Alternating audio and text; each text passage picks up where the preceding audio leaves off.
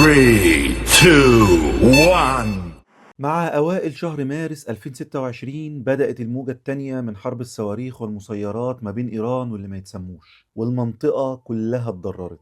طبعا احنا دايما في الحالات اللي زي دي بنقول يا رب سلم، وبنحب نصدق ان اللي بيحصل بعيد عننا ومش هيطولنا، بس الحقيقة ان السياسة والجغرافيا ما بيعرفوش التمني ولا بيطبطبوا على حد. والسؤال اللي لازم تسأله لنفسك النهاردة مش مين بيضرب مين ولا مين معاه صواريخ أكتر. السؤال المرعب والحقيقي هو لو خناقة إيران واللي ما يتسموش دي مطولة معانا، إيه اللي هيحصل في بيتك وجيبك ومستقبل عيالك؟ إحنا هنا مش جايين نهول، بس الواقع بيقول إن النفس الطويل للحرب دي هيبقى معناه إننا داخلين على مرحلة عصر حقيقية بتمس لقمة عيشك وقيمة فلوسك اللي في المحفظة بشكل مباشر وصريح. كل يوم الحرب دي بتطول فيه هي خبطة جديدة في جدار أمانك الاقتصادي، من أول قيمة الجنيه اللي بتتهز لحد رغيف العيش اللي تمنه هيغلى وصولا للدولار اللي بيبدأ يهرب من السوق. احنا النهاردة مش هنحكي حكاية، احنا هنرسم خريطة طوارئ. تعال أقولك بالورقة والقلم إزاي استمرار الحرب دي ممكن يضر الاقتصاد في مصر لسنين قدام، وإيه هي الخطوات اللي لازم تعملها دلوقتي حالا من جوه بيتك عشان ما تتفرمش تحت رجلين الكبار لو الدنيا لا قدر الله ضلمت أكتر من كده. لكن ده هيحصل كالعادة بعد ما تنزلوا تعملوا لايك وتشتركوا في القناة وتعملوا متابعة لو لسه مش عاملين، وتطلعوا تاني عشان نبدأ حلقتنا.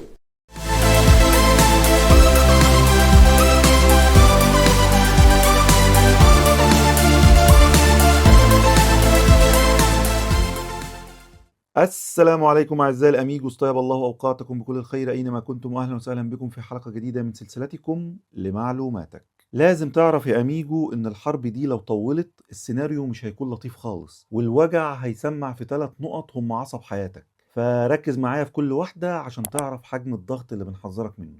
أول حاجة تآكل قيمة الجنيه، وده شقاك اللي هيسيح قدام عينك. في لغة الاقتصاد رأس المال جبان وبيدور على الأمان. لما الحرب تطول والمنطقة حواليك تبقى عبارة عن صفيح ساخن، المستثمر اللي معاه دولارات بياخدهم ويهرب، والناس اللي كانت ناوية تضخ فلوس بتمسك ايدها. وده بيعمل ايه؟ بيسيب الجنيه لوحده في وش المدفع قصاد الدولار. كل يوم الحرب بتطول فيه الضغط على الجنيه بيزيد وقوته الشرائية بتصغر. يعني الألف جنيه اللي كانت بتجيب لك 2 كيلو لحمة أو 4 فرخات مع الوقت هتلاقيها ما بتجيبش نص الطلبات دي. انت هنا مش بتخسر فلوس بس، انت بتخسر مجهودك وتعب سنينك اللي قيمته بتدوب لمجرد ان في خناقة دايرة على حدودك وانت اللي بتدفع ضريبة عدم الاستقرار.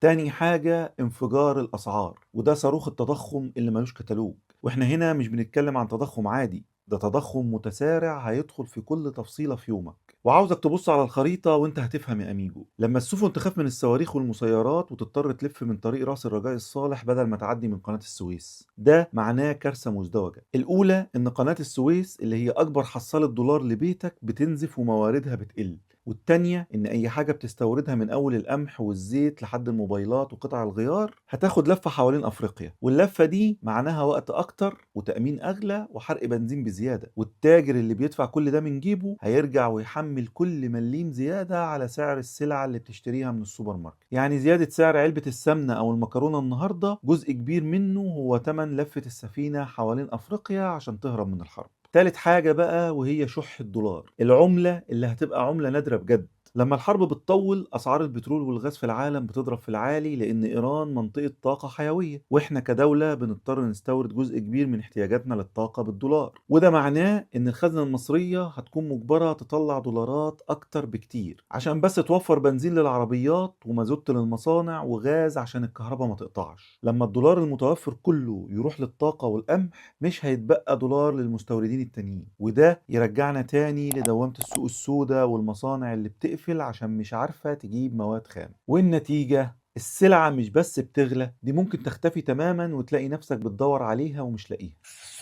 سامعك دلوقتي يا أميجو وانت بتقول طيب والعمل نلطم ونستسلم للي بيحصل؟ لا طبعا. الشاطر في وقت الحروب والأزمات هو اللي بيجهز شنطة الطوارئ بتاعته قبل ما العاصفة تقلب جد. عشان تقلل تأثير الكابوس ده عليك لازم تتحرك في 5 اتجاهات وبأسرع ما يمكن. أولا الكاش ملك، وهو اللي هيبقى امانك في جيبك مش الفيزا. وطبعا يا اميجو انت عارف اننا بقينا عايشين جوه سيستم مالي معين، بنسحب بالفيزا وندفع اونلاين. بس في وقت الحروب اول حاجه بتتهدد هي كابلات النت اللي ماشيه في قاع البحر. لو حصل اي ضرب او تخريب للكابلات دي السيستم المالي كله هيقع، ومكانات الاي تي ام هتبقى حته حديده ملهاش لازمه، وتطبيقات البنوك هتهنج، وهتسمع دايما الكلمة اللي بتتسمع في المواقف اللي زي دي لو حبيت تعمل أي حاجة من اللي قلنا عليهم: احنا آسفين يا فندم، السيستم واقع. ساعتها الكاش المصري اللي شايله تحت البلاطة هو اللي هيفتح لك البيبان المقفولة، وهو اللي هيشتري لك أكلك وشربك ومصاريفك الضرورية. فخلي معاك دايما سيولة تكفيك انت وبيتك فترة مش قليلة، لأن وقتها الورق هو اللي هيتكلم. ثانيا، الذهب الفكة، وده حارس شقاك اللي مش هيخونك.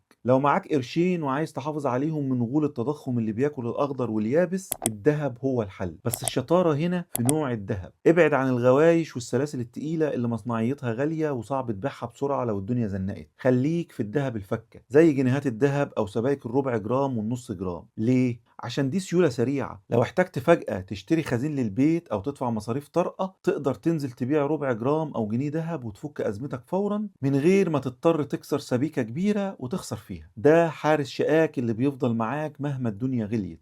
ثالثا، خلص ديونك فورا واهرب من نار الفوائد. نصيحة لوجه الله: لو عليك قسط موبايل او قرض بنك او جمعية ومعاك سيولة تسددها، سددها النهاردة قبل بكرة. في الازمات والحروب البنوك المركزية بتضطر ترفع الفوائد للسماء عشان تلم الدنيا، وساعتها الفوائد على الديون هتركب صاروخ وممكن ما تقدرش تلاحق على نار غرامات التأخير. فحرر نفسك من اي كلبش مالي النهاردة عشان لما العاصفة تشتد لا قدر الله تبقى خفيف وتقدر تركز في مصاريفك الأساسية وبس. رابعا، صيدلية الطوارئ، عشان الأمن الصحي خط أحمر. لو عندك في البيت حد غالي عليك بيعاني من مرض مزمن زي السكر أو الضغط، فدي أمور ما فيهاش هزار. مع لخبطة الشحن في البحر وقفل المواني، أول حاجة بتتأثر هي الاستيراد، والأدوية ممكن تشح من السوق أو سعرها يتضاعف 3-4 مرات. فحاول بذكاء توفر مخزون دواء يكفي أهلك لمدة من 3 ل6 شهور قدام. ودي مش أنانية، ده اسمه تأمين طبي لبيتك، عشان ما تجيش في وسط الأزمة وتلف كعب داير على الصيدليات وتسمع الكلمة اللي بتقبض القلب: احنا اسفين والله الدواء ده ناقص. خامسا، البدائل التقنية، ودي اللي هتخلي موبايلك له لازمة لو النت فصل. عشان ما تبقاش معزول عن العالم وتلاقي نفسك تهت في الزحمة لو النت غدر بينا او الكابلات البحرية حصل فيها مشكلة، لازم موبايلك يتحول من لعبة لأداة نجاة حقيقية. في تطبيقات لازم تنزلها وتجربها دلوقتي حالا وانت معاك نت، عشان يكون موبايلك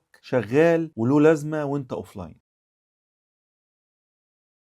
تخيل انك في منطقة زحمة او الشبكة وقعت خالص وعايز تطمن على اهلك اللي في البيت اللي جنبك او الشارع اللي وراك. الابليكيشن ده بيحول موبايلك لجهاز لاسلكي بيبعت رسائل عن طريق البلوتوث ويوصلها للموبايلات اللي حواليك في دايرة قريبة، وممكن الرسائل دي تنط من موبايل لموبايل لحد ما توصل للشخص المطلوب. يعني لو مفيش قمر صناعي شغال، انت والناس هتعملوا شبكة خاصة بيكم. لو النت قطع، انت مش بس مش هتعرف تدخل على الفيس او اي موقع تاني تعرف منه الاخبار، انت هتفقد المعلومة. لو حد تعب وعايز تعرف اسعافات اولية تلحقوا بيها او عايز معلومة زراعية او طبية ضرورية، فكويكس هو الحل. التطبيق ده بيخليك تنزل موسوعة ويكيبيديا بالكامل او كتب طبية او ادلة نجاة وتخزنها على الموبايل. وقت الازمة بتفتح وتدور وتلاقي كل المعلومات اللي محتاجها من غير نقطة نت واحدة. كلنا بنعتمد على جوجل ماب، بس جوجل ماب من غير نت بيبقى مجرد شاشة بيضاء. انما اورجانيك مابس بقى حاجة مختلفة. ده تطبيق خرائط مفتوحة المصدر، بتنزلها للمحافظة بتاعتك او لمصر كلها مرة واحدة. بتشتغل بالجي بي اس بتاع الموبايل، وده ملوش علاقة بالنت. يعني لو تهت او الطرق اتقفلت وعايز تدور على سكة بديلة، او حتى عايز تعرف اقرب مستشفى وانت اوفلاين، الخرائط دي هتكون هي عينك اللي بتشوف بيها. وده بقى السكينة السويسري للموبايل، تطبيق مصمم مخصوص للأزمات، بيديلك أدوات وخدمات ومعلومات بتشتغل في عز انقطاع التغطية. بيساعدك تنظم أمورك وتوصل لملفاتك وأدواتك المهمة اللي ممكن تحتاجها وانت بعيد عن العالم الرقمي. الحل يا أميجو إنك ما تخليش وصلة سلك تحت البحر هي اللي تتحكم في تواصلك مع أهلك أو وصولك لمعلوماتك. حمل التطبيقات دي النهاردة وجربها وانت قافل النت، عشان يوم ما نحتاجها لا قدر الله تكون انت عفريت تكنولوجيا وعارف بتعمل ايه.